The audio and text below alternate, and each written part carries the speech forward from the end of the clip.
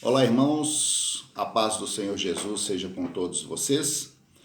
Nós vamos para a nossa escola bíblica dominical desse final de semana. Nossa aula vai estar de uma forma virtual, não é? Mas nem por isso vamos deixar de buscar do nosso Deus o aprendizado que nós tanto precisamos, não é? Então, nós vamos hoje para a lição de número 6. E o tema da nossa lição é o início da civilização humana. Essa é a última lição do primeiro trimestre de 2020. Amém? Antes da gente iniciar, como sempre o fazemos, vamos orar a Deus. Senhor, em nome do Senhor Jesus, nós estamos na tua santa, bendita e gloriosa presença em oração. Fazemos confissão a Ti, meu Deus, dos nossos pecados, dos nossos erros, das nossas falhas, de tudo aquilo que nós fizemos, de tudo que praticamos, pensamos, agimos e que não Te agradou. Nós Te clamamos agora, Pai, pelo sangue precioso que Jesus derramou na cruz e pedimos que o Senhor nos perdoe, nos purifique, nos santifique e nos cure. Toma a direção, Espírito Santo, dessa lição que nós vamos ter, e que tudo que for feito seja para a honra e para a glória do nome de Jesus. Amém. Amém?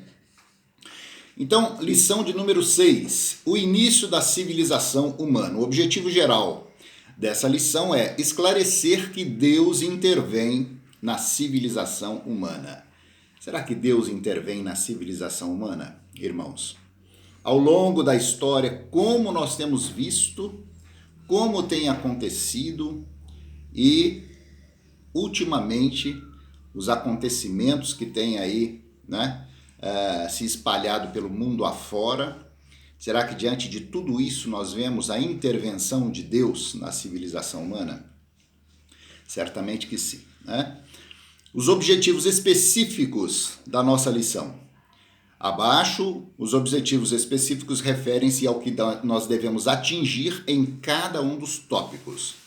Conceituar a origem da civilização humana, correlacionar civilização e conflito e demonstrar o Deus que intervém na civilização. Amém? O texto áureo da nossa lição é: E conheceu Caim a sua mulher, e ela concebeu, e teve a Enoque. E ele edificou uma cidade, e chamou o nome da cidade pelo próprio nome do seu filho, Enoque. Esse texto está em Gênesis capítulo 4, versículo 17. Amém?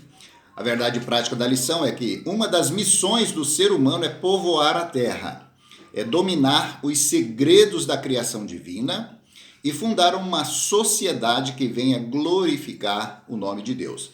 Então, nós já vimos isso em algumas lições anteriores que nós aprendemos com relação às missões que a humanidade tem sobre a Terra, né? E uma delas justamente é dominar os segredos da criação divina e fundar uma sociedade que venha glorificar o nome de Deus, né? Glorificar o nome do Senhor, exaltar o nome do Senhor, né? Mostrar e fazer conhecido todas as manhãs para todas as pessoas o quão grande é o nosso Deus. Essa é a nossa missão de cada dia e devemos meditar nisso todos os dias e executar essa tarefa nossa, glorificar o nosso Deus, voltar o nosso pensamento para o nosso Deus, exaltar o nome de Jesus, bendizer ao nome do Senhor todos os dias. Essa é uma das nossas missões. Fomos criados para adoração. Fomos criados para adorar ao nosso Deus. Amém, queridos? A nossa leitura diária, semanal, nós vamos de segunda-feira ver o início da civilização. Isso está no Gênesis capítulo 4, versos 1 e 2. Na terça, Gênesis 4, 3, 8, o princípio do conflito civilizacional. Na quarta-feira, o Gênesis capítulo 4, de 9 a 15, Deus intervém na civilização. Na quinta-feira, Gênesis 4, 16 e 17, quando ele vai falar da formação da primeira cidade. Na sexta-feira, Gênesis 4, 19 a 24, que fala sobre iniquidade e civilização. E no sábado nós vamos ver Deuteronômio capítulo 28, versículos de 1 a 6, onde ele fala sobre a bênção na civilização. Amém? Glória a Deus. Vamos passar para a nossa leitura bíblica em classe. E o nosso texto está em Gênesis capítulo 4, dos versículos de 1 a 16. Você vai acompanhando comigo a leitura. Começa assim: E conheceu Adão a Eva, sua mulher, e ela concebeu. E teve a Caim, e disse: Alcancei do Senhor um varão. E teve mais a seu irmão Abel, e Abel foi pastor de ovelhas, e Caim foi lavrador da terra. E aconteceu ao cabo de dias que Caim trouxe do fruto da terra uma oferta ao Senhor. E Abel também trouxe dos primogênitos das suas ovelhas e da sua gordura. E atentou o Senhor para Abel e para a sua oferta, mas para Caim e para a sua oferta não atentou. Eirou-se Caim fortemente e descaiu-lhe o semblante. E o Senhor disse a Caim: Por que te iraste? E por que descaiu o teu semblante? Se bem fizeres, não haverá aceitação para ti? E se não fizeres bem, o pecado jaz à porta, e para ti será o seu desejo, e sobre ele dominarás. E falou Caim com seu irmão Abel, e sucedeu que, estando eles no campo, se levantou Caim contra seu irmão Abel e o matou. E disse o Senhor a Caim: Onde está Abel, teu irmão? E ele disse: Não sei. Sou eu o guardador do meu irmão? E disse: Que fizeste? A voz do sangue do teu irmão clama a mim desde a terra. E agora, maldito és tu desde a terra, que abriu a sua boca para receber da tua mão o sangue do teu irmão. Quando lavrares a terra, não te dará mais a sua força. Fugitivo e errante serás na terra. E então disse Caim ao Senhor: É maior a minha maldade do que a possa ser perdoada?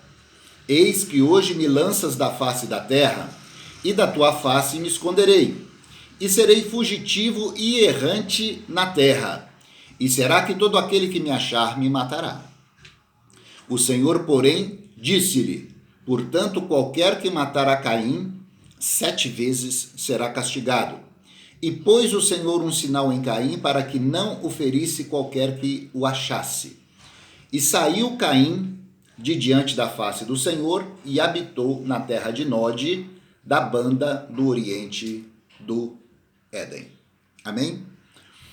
Então nós vemos nesse texto aqui, infelizmente, irmãos, a primeira manifestação prática da maldade que entrou no coração do ser humano a partir da queda.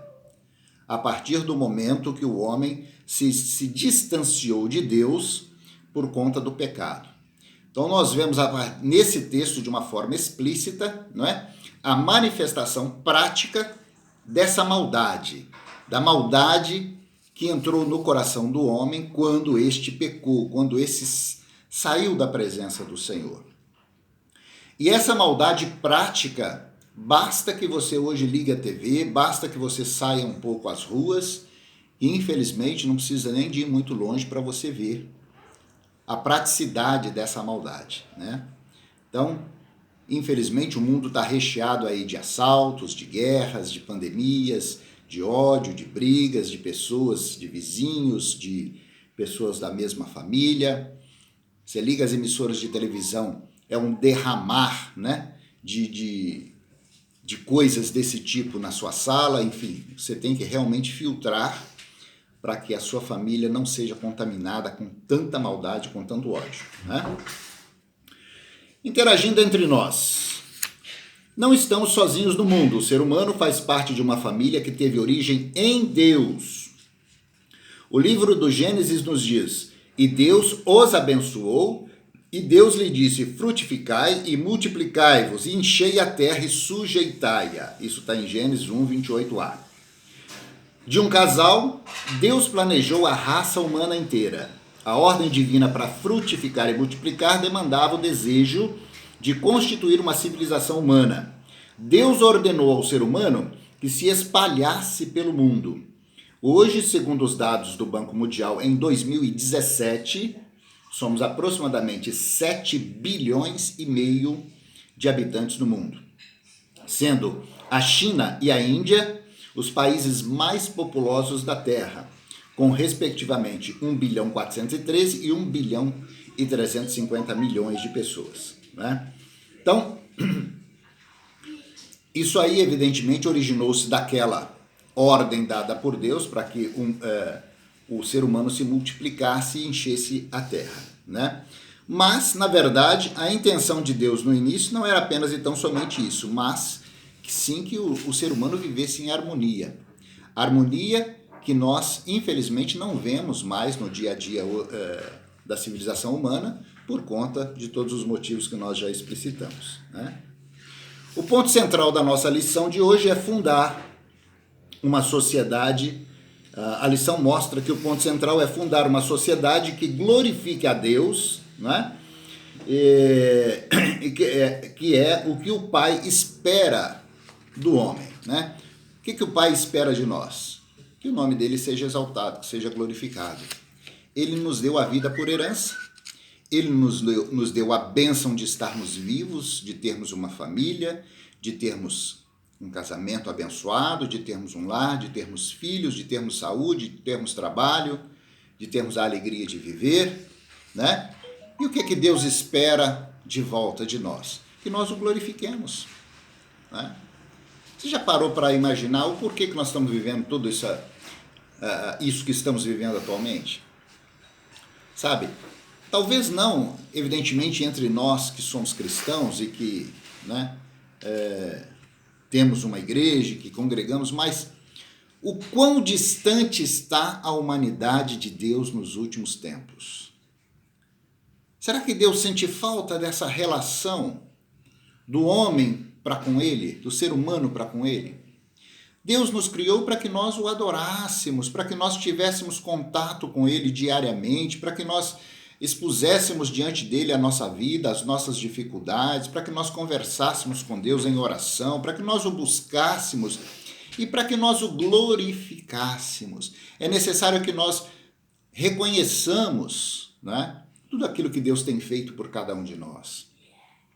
Quão importante é que nós venhamos a dedicar uma parte do nosso dia às orações, à meditação da palavra de Deus, à leitura da Bíblia Sagrada, né? A conversa, ao diálogo com Deus, expor diante de Deus: Pai, hoje aconteceu tal e tal coisa na minha vida. Colocar diante de Deus, como se Deus não soubesse. É óbvio que Deus sabe, mas Ele quer ouvir de você. Ele quer ouvir de mim, Ele quer ouvir de nós. Ele quer ter esse diálogo, Ele quer ter essa sintonia conosco. Deus quer caminhar, Ele se preocupa com você, Ele se preocupa com o dia a dia, Ele se preocupa com o que acontece na sua vida, com seus filhos, com a sua casa.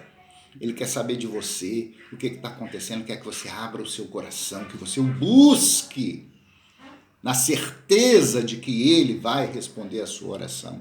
Deus quer ter esse relacionamento contigo. E às vezes nós vemos um mundo, não é, sofrendo com esse tipo de coisa que está sofrendo hoje em dia. Por quê? Porque o homem se distanciou de Deus. E às vezes Deus permite que certas circunstâncias, certas situações aconteçam para que esse homem se volte outra vez para Deus.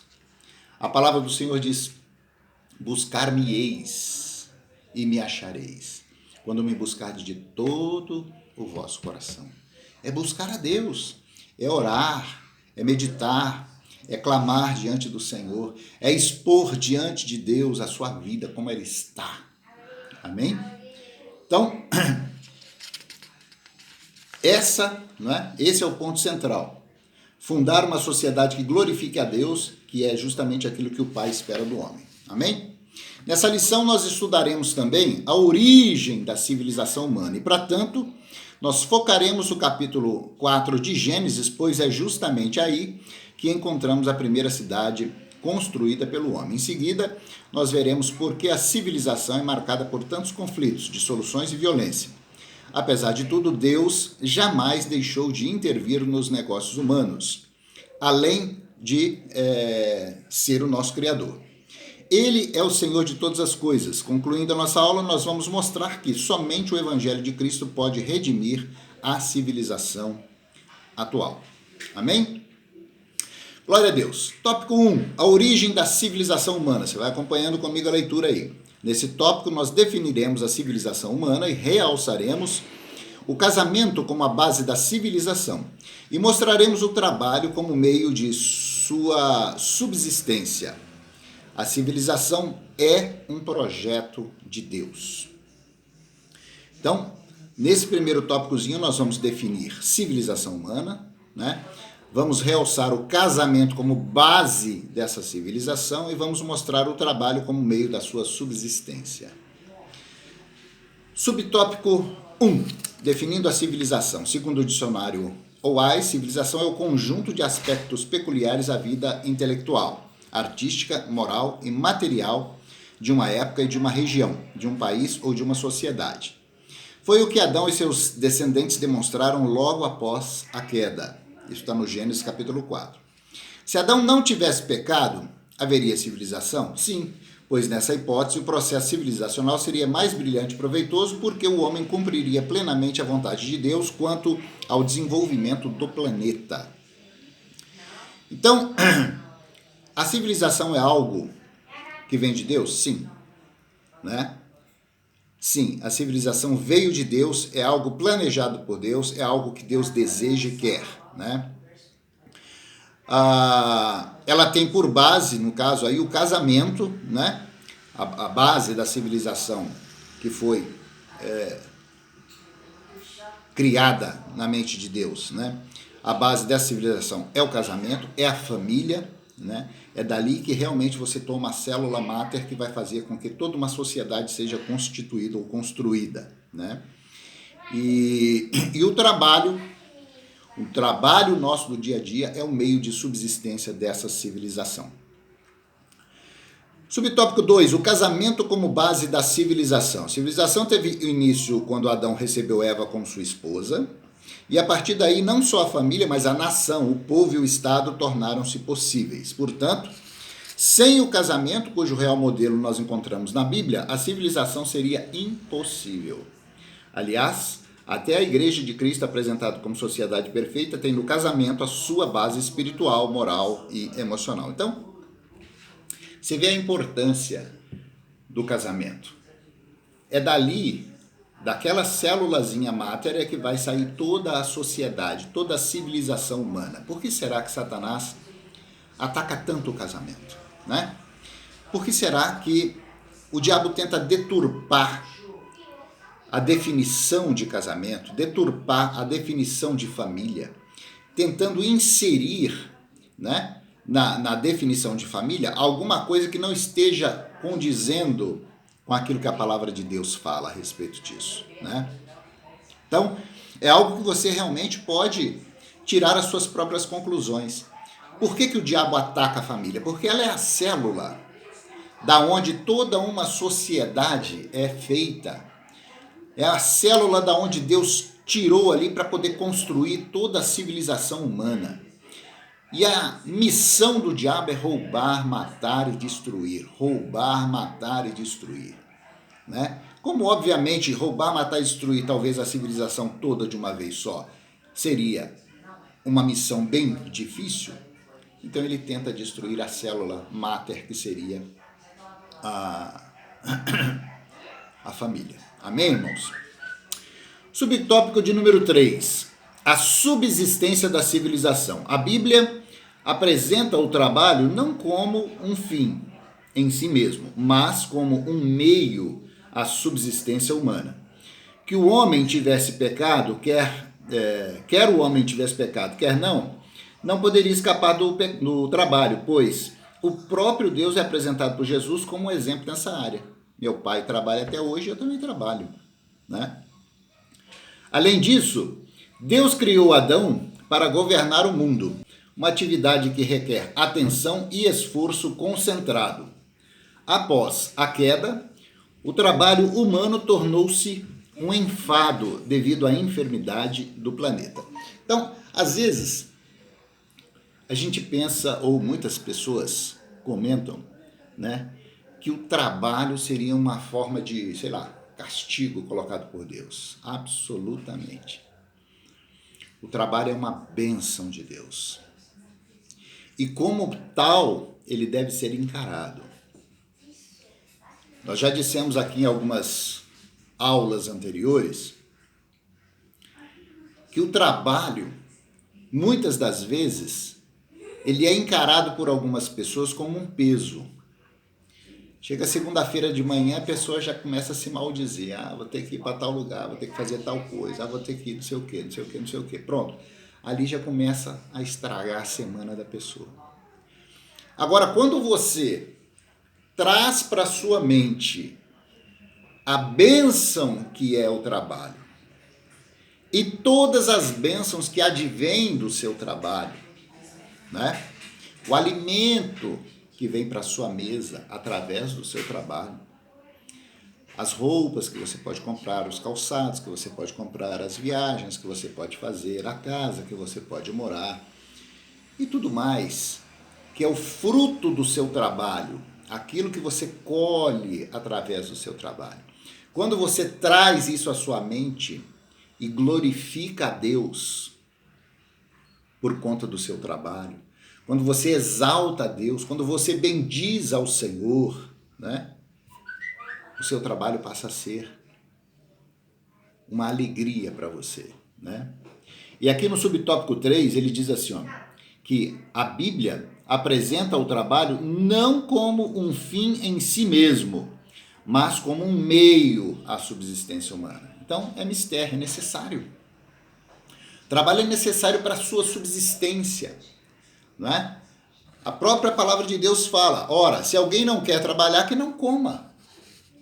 Se alguém não quer trabalhar, que não coma. Alguém vai viver sem comer? E para comer você tem que trabalhar.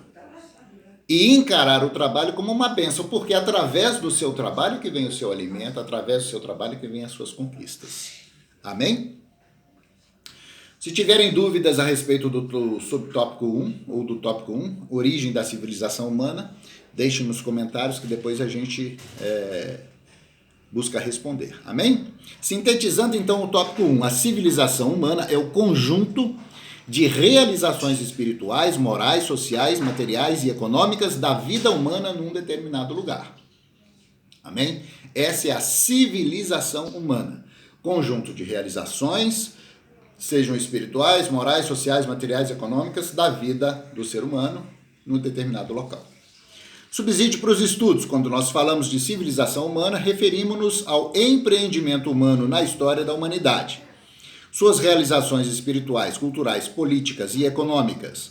A ordenança de Deus de frutificai e multiplicai pode ser traduzida por criai famílias, igrejas, escolas, nações e etc. Nesse sentido, ao expor o conteúdo desse tópico, é importante pontuar as seguintes questões. Trabalhos como administrar negócios, lecionar em escolas, publicar jornais, tocar em orquestra, podem ser consideradas atividades que glorificam a Deus? Qual a vocação de Deus para a minha vida ou para a sua vida? Qual é a vocação de Deus? A partir dessas pontuações, demonstram que tanto o nosso trabalho profissional quanto o da igreja local são vocações não excludentes, ou seja, que se originam do propósito inicial do Gênesis. Então, trabalho vem de Deus e, como tanto, deve glorificar ao nome do Senhor. Amém? Glória a Deus. Tópico de número 2, civilização e conflito. Vamos em diante. Observemos agora como que a inveja, o homicídio, a poligamia e a desordem social marcaram a civilização humana desde o início. Vamos lá voltar para aquele textozinho inicial que nós lemos, que fala sobre Caim e Abel. Os primeiros filhos de Adão dedicaram-se à subsistência básica da civilização humana. Quais eram? A agricultura e a pecuária. Caim fez-se lavrador, enquanto Abel, seu irmão, dedicou-se ao pastoreio. Sem ambas as atividades, a civilização tornar-se-ia inviável.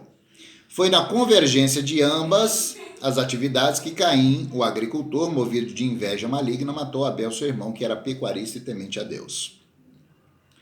Então, Esses dois mostram o início da civilização e mostram o início do trabalho, um como agricultor e outro como pecuarista, né? A lição aqui nos mostra que sem ambas as duas atividades, a civilização se tornaria inviável, né?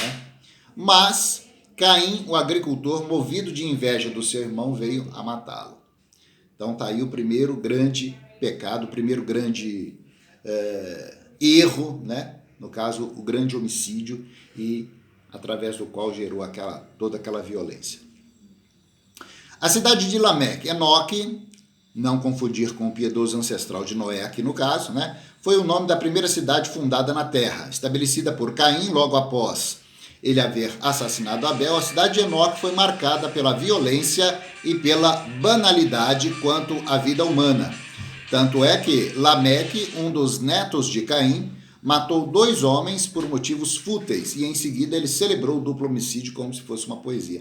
Esse texto triste está lá em Gênesis capítulo 4, versículos 23 e 24, depois você dá uma lidinha em casa, né? Desde então a violência vem sendo celebrada em poemas, crônicas, romances e filmes, mas virá o tempo em que os homens não mais aprenderão a se matarem, né? Então, depois do primeiro homicídio com Caim e Abel, né, envolvendo ali a vida de Caim e de Abel, nós tivemos aí, né, outros que vieram mais adiante. E o curioso é que a própria lição aqui nos mostra que esses homicídios, né, essas atitudes de violência, elas vinham sendo celebradas através de poemas, de crônicas, de romances e atualmente através até de filmes, né?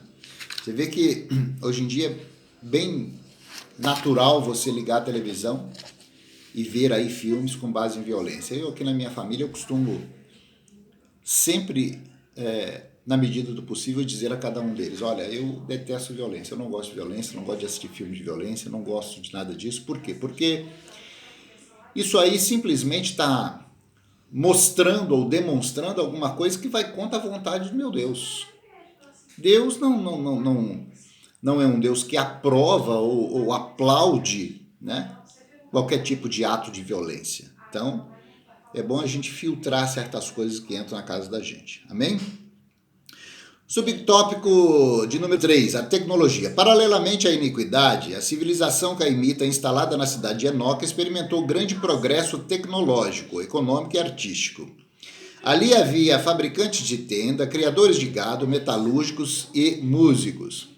Do texto bíblico, nós inferimos que havia mais progresso entre os filhos de Caim do que entre os de Sete. Por esse motivo, estes, seduzidos pela civilização daqueles, vieram a afastar-se de Deus. A partir daí, a iniquidade alastrou-se de uma tal forma na terra que o Senhor Deus decretou o juízo de toda aquela civilização.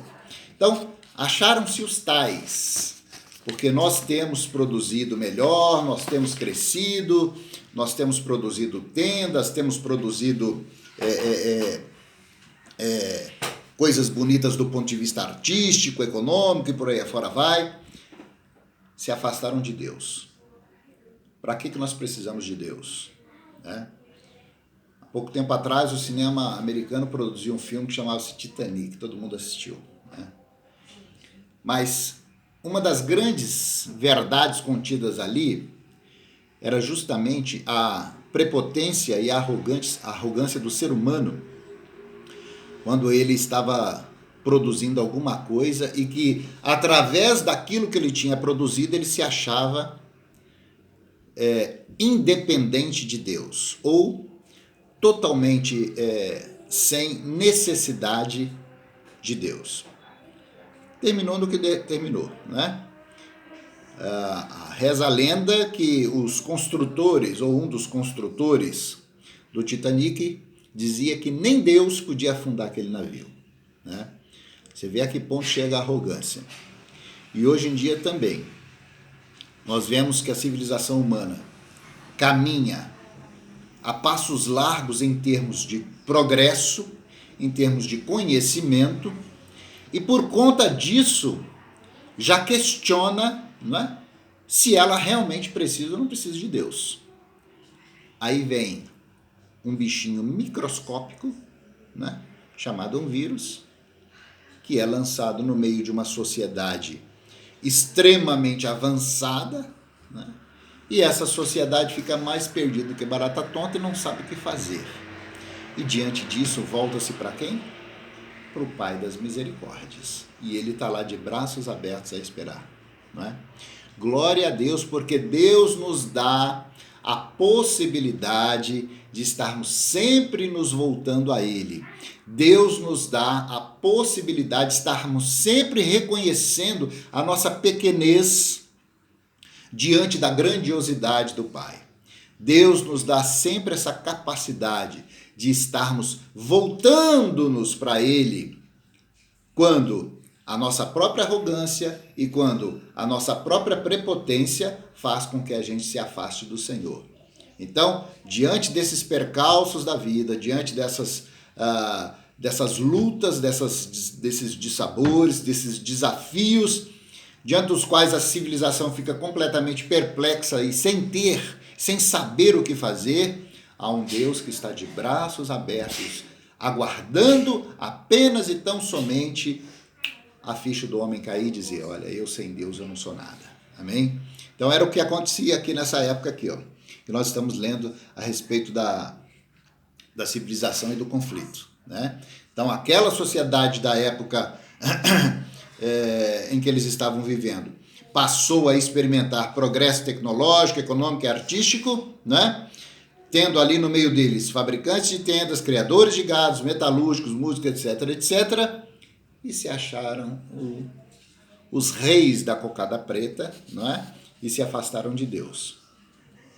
Deus é misericordioso, querido. Está sempre de braços abertos para que essa humanidade volte-se para Ele sempre que necessário. Amém? Sintetizando então o tópico 2, os diversos conflitos marcaram a história da civilização humana. Muitos foram os que já marcaram, os que têm marcado até hoje, né?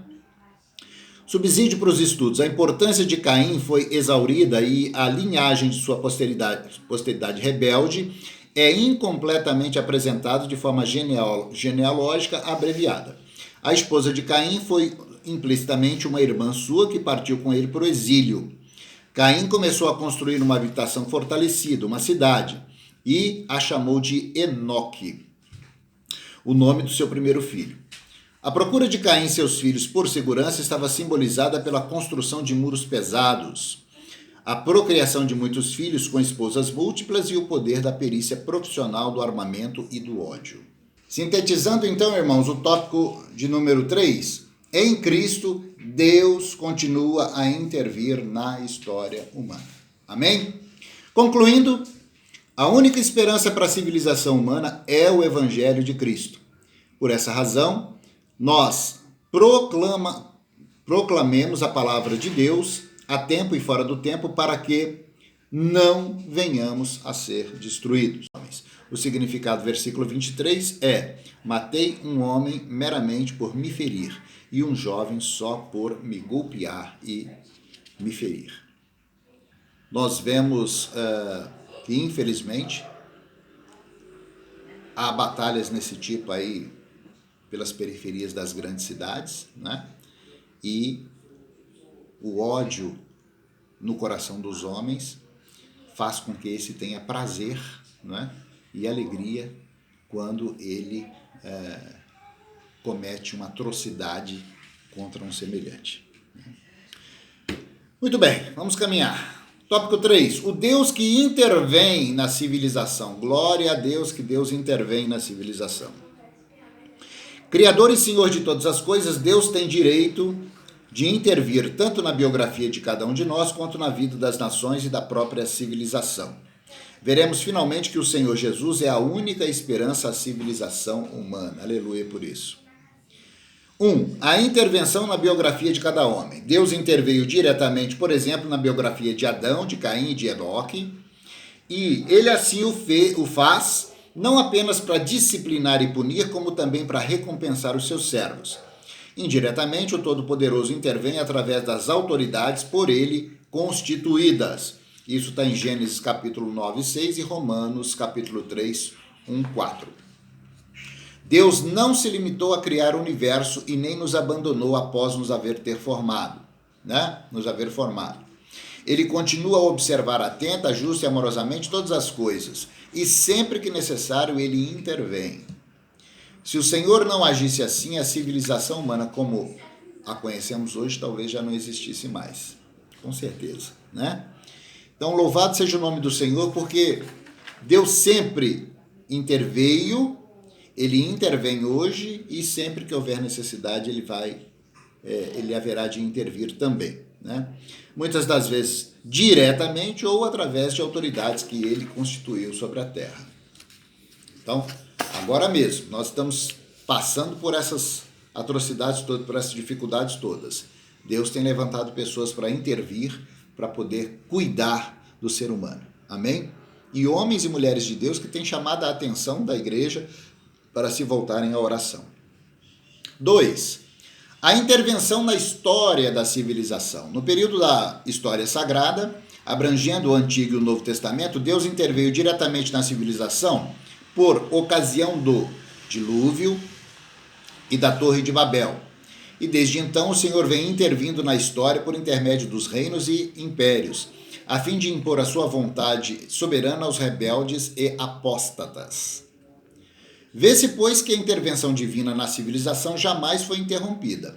De Adão até os nossos dias, o Senhor sempre interveio na história humana. De outra forma, a humanidade seria inviabilizada. Será que se Deus simplesmente largasse para lá o homem para caminhar do jeito que ele queria, será que ainda existiria a humanidade aí fora? Será que existia mundo? Certamente que não. Mas Deus intervém. Assim como Deus deu a ordem ao mar, até aqui você vem, daqui para cá você não vem mais. Assim Deus estabeleceu também limites à maldade do coração do homem, né? Até determinado lugar, até determinada parte você vai, a partir dali você não vai mais, né? E se necessário for, para que impeça, né, o avançar dessa maldade, Deus levanta pessoas, levanta circunstâncias, levanta situações, para que realmente ele possa ali dizer, não, quem comanda a coisa, quem está dirigindo a coisa é o Senhor dos Exércitos. Glória a Deus por isso. Amém? E ao longo da história nós vemos isso, né? Com esses dois exemplos aqui principais, né? O dilúvio e a Torre de Babel. Então Deus interveio de uma forma dramática ali mesmo. Deus até certo ponto queria até mesmo acabar com tudo. Mas através da intercessão de um homem, no caso de Noé, Deus realmente permitiu que a coisa fosse sendo tocada mais adiante, né? Jesus Cristo, única esperança para a civilização humana. Às vezes nós somos levados a pensar que o Senhor Jesus veio a esse mundo apenas para salvar indivíduos, pessoas.